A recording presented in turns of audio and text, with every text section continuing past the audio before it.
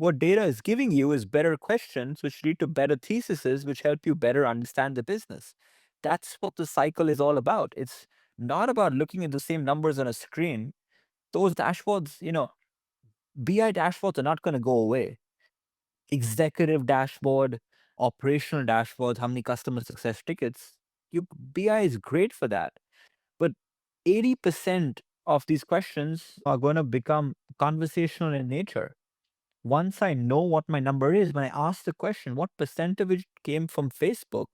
Or I got 100 customers from Facebook, what percentage of those customers were still with us 1 year later?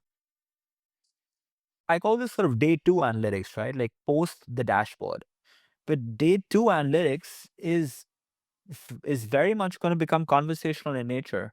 And you don't need to worry about that right now. If you were just getting started, I would still tell you to go say the same thing. Go figure out your first core list of metrics, work backwards, and build them on a dashboard, and you're off to the races. You've taken part in the first step of the process, and now you're going to ask better questions.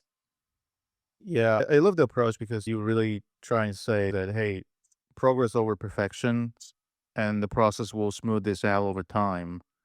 So I'm always in that position. But there's also a flip side of this coin, right? Like there's a one thing when the leader really knows what they want, what they think they're aiming at from these metrics perspective.